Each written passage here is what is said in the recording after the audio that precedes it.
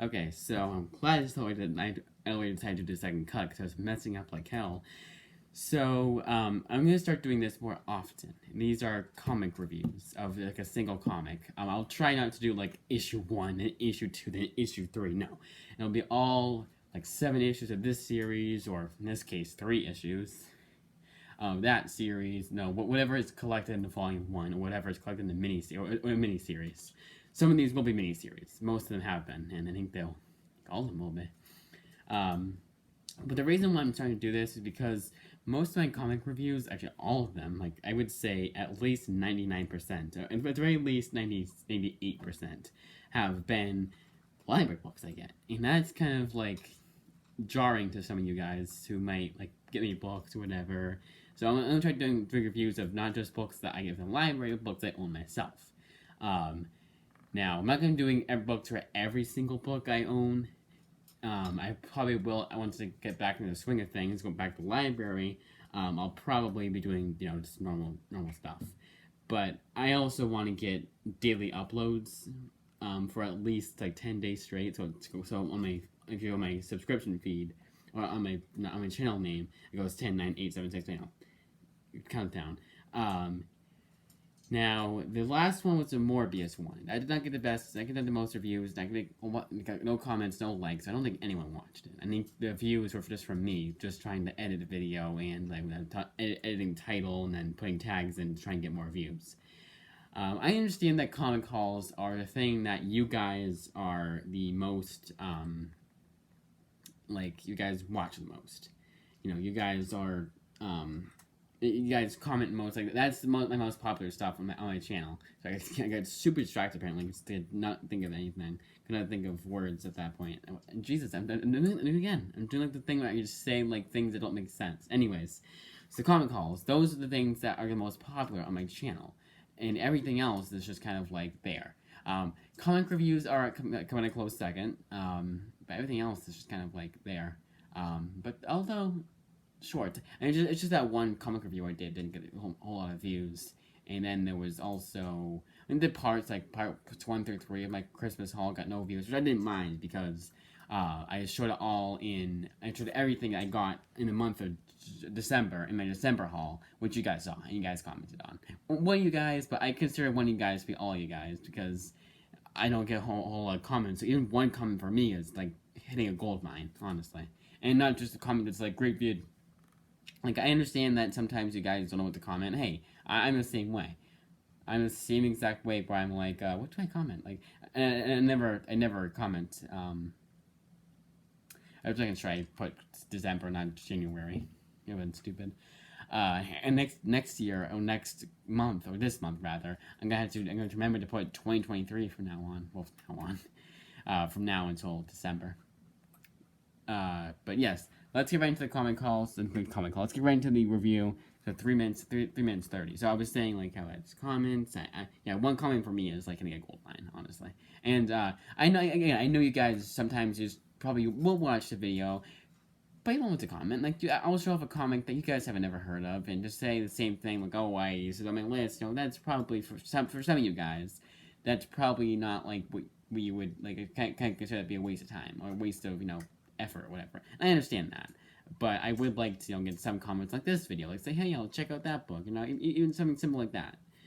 But let's get right into the comic review, and this is of The Closet by James Tynion. So we're 4 minutes in. So 4 minutes is where I actually get to the review, and 0 minutes is 3:59 is just the introduction.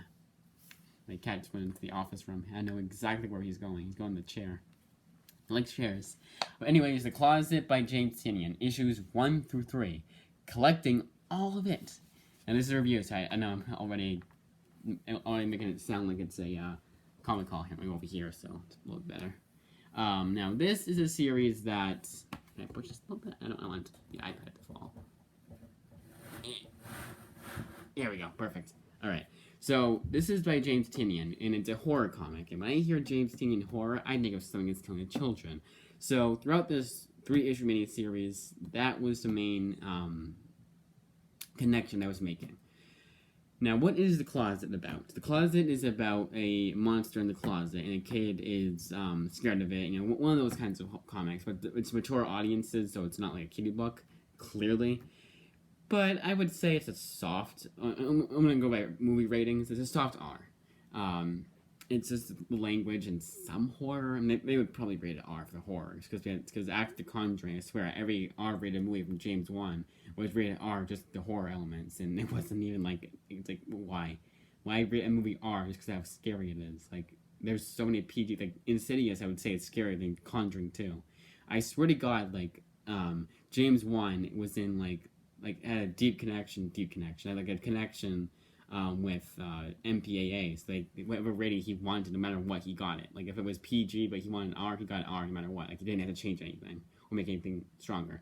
Anyways, now I did mostly like this book. The first issue was really good, has an amazing setup, and while I didn't learn anything too new. I mean, I learned what it was about, but it was like, you know, if you read a plot synopsis, that's the entire first issue. And you're going to be a bit disappointed because, and you probably will be a bit disappointed, more disappointed here because it's 3 issues. But the second issue was also pretty good, and I thought that I would be able to tell the whole story in 3 issues. Spoilers, not actual spoilers for this review kind of thing. We don't. 3 issues, at the end of the 3rd issue, mild spoilers, it ends, and you're like, that was it? That wasn't even conclusive. I swear to God, I actually looked up, when I finished issue 3 to see if there was an issue 4. And I had to re-jog my memory to make sure. It's like, oh yeah, that's right too. It was a 3-issue miniseries.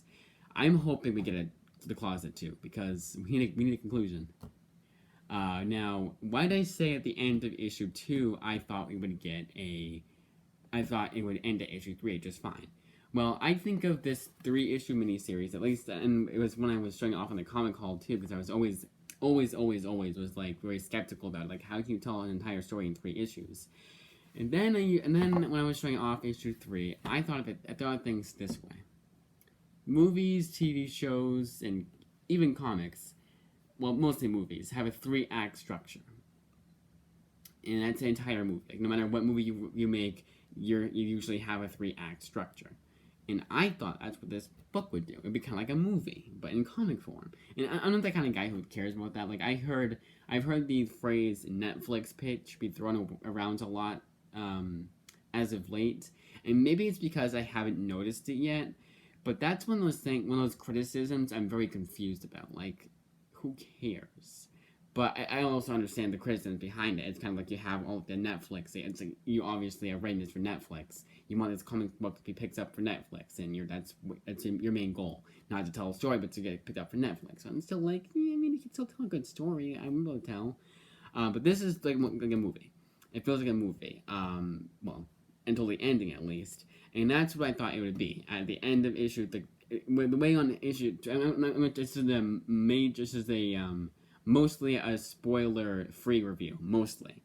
I'm gonna get into some mild spoilers, but like it's kind of like you don't want to know what it's about. You know, I already said what it's about. But it's kind of like if you don't want to know like specifics. I'm not gonna go too specific, but like even like the minor like A-based specifics. So anyway, so mild spoilers. Issue 2 ends, and I'm like, okay, I know that especially James Tyrion can finish off the story in issue 3. The way it ends on issue 2, I was like, there's only one logical ending to this comic.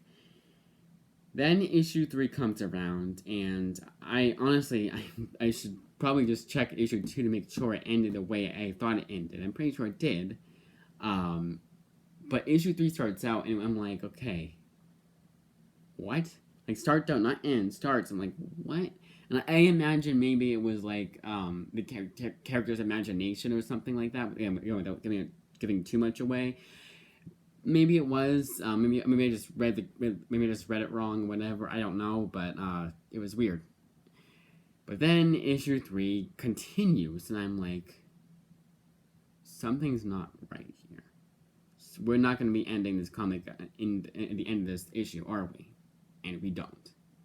There's no conclusiveness to. There's sort of a conclusiveness to a concluding narrative to this, but it's subtle. And if they're going for subtle, they should have ended it like pretty soon after the revelation. Because they're going for subtle to like an A24 kind of. I don't want to say A24, but they just need to be pioneers in that. And not pioneers, like everyone else has done that, but you know what I mean. But kind of I feel like A24 would end this is by the revelation of what actually the monster's all about, and then it says the monster, and then the film ends after that, or the comic ends. Well, in this case, comic, but in that case, the film ends.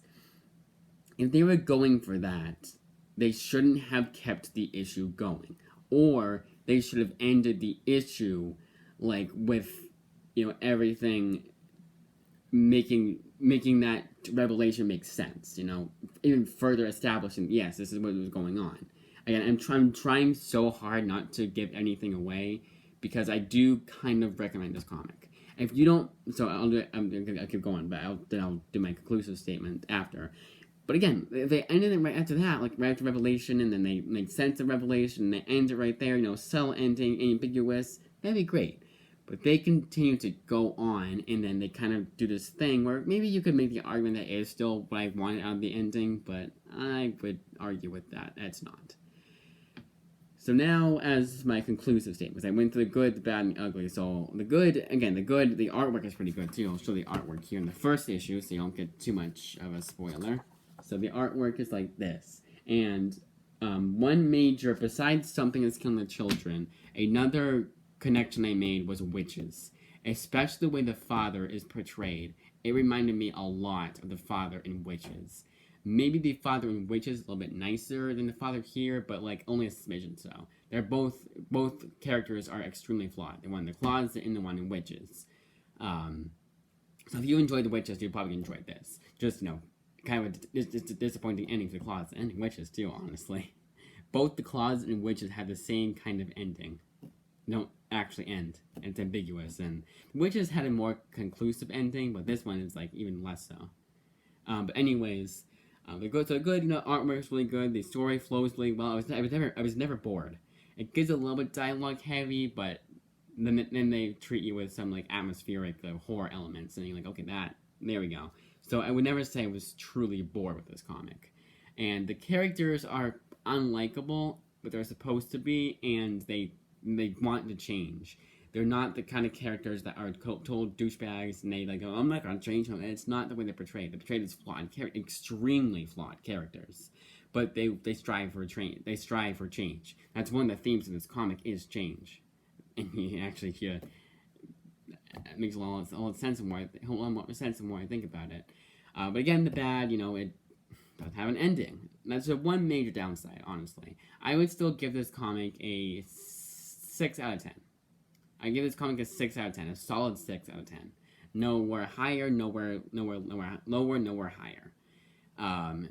And again, it doesn't have an ending. That's if this comic had the ending that even the ending that I predicted, at issue before I read issue 3, I wouldn't have minded that. I would still have been like, okay, we actually got an ending, It's nowhere near as good as Witches. Witches is a 5 out of 5. Witches is a 10 out of 10 plus. I don't do out of 5. Out of 5 is way too annoying because way too not annoying, but like way too like ambiguous. Because like, oh, what's 3 out of 5? I mean, you hate it? No, it means it was okay. Okay, 4 out of 5. It means you really liked it? No, it means maybe there's something's wrong with it.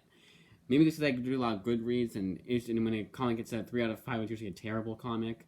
But I can't do out of 5. I do out of 10 because out of 10 has a lot more wiggle room. Wiggle room I should have used, not ambiguous. A lot more wiggle room for a 10 out of 10 score.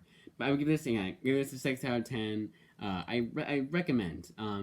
This comic you can get already at $14.99 for a trade, and it's 3 issues, but each issue was pretty like long in like page number. Each issue was at least 38 pages, and put them all together, there we go. Put them all together, yeah, it's pretty thick. So I recommend seeking out the trade. If you have a bunch of other books to get, I would say maybe hold off on this one. But if you have $14.99 to spare, or actually $10, I think it's actually $7.99 digitally. Actually, each issue is $1.99, so 2, 4, $6. If you have $6 to spare, I would say get this. It's like hands down. If you have $6 to spare and you don't have anything else that you want to get more than this, I'd say get this. Especially if you like James Tyrion. A lot of James Tyrion isms here.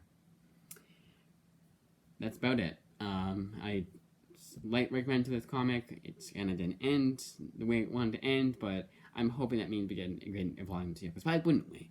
Image Comics is all about independent, giving the creator what they want. And I'm pretty sure this one was sold pretty well. It's a 3-issue miniseries. It did not get canceled. It was always supposed to be 3 issues. So I don't know what happened there. They did the same for, and I'm pretty sure they did the same for here, but Shirtless Bear Fighter. They just named the newest one Shirtless Bear Fighter 2, and then 1 out of 7. So it's gonna, that's probably what the closet will do. I'm predicting it right now. The closet 2 is the closet 2 in Roman numerals, so the II. That's what I predict. It's gonna be called to make it look all official and, Oh yeah, who's the artwork? So I'll go over the artwork. I don't usually do it, but so written by James Tynion IV, art by Gavin Fullerton, and then colors by Chris O'Halloran.